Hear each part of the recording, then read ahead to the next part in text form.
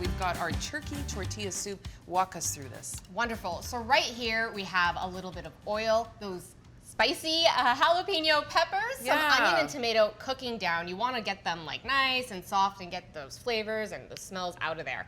While that's cooking down, however, we are going to move over. Yeah, you got a whole business going on over here. We got extra appliances.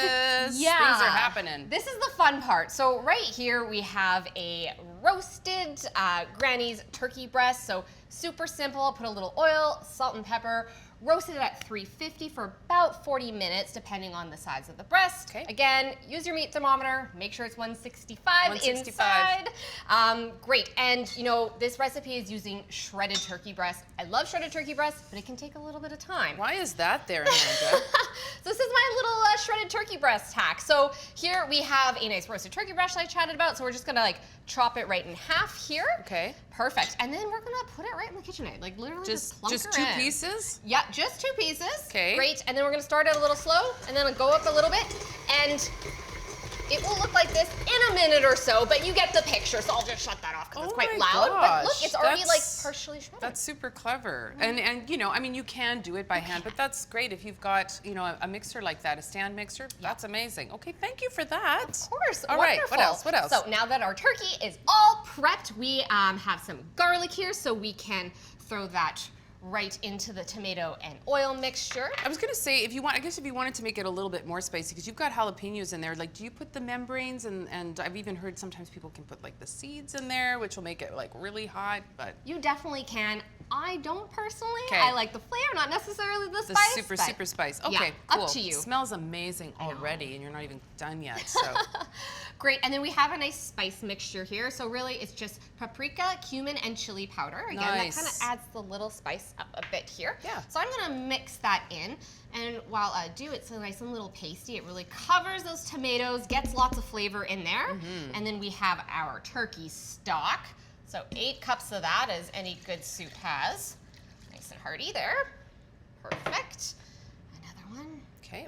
Great. And then we're going to add the turkey next. And really, I love Manitoba turkey, raised without antibiotics, free run, and fed grains. So like, this is such a good news story here. Yeah, it's a really important thing to take note of. Yeah. Definitely. So I'm gonna add that right in. Okay. Not splash I've too much. stolen your spatula here, Oh, and I'm. that's okay. Great. Okay. We also have some corn. You can use fresh, canned, or frozen. Doesn't really matter. We like things nice and simple. And then we would let that boil down a bit.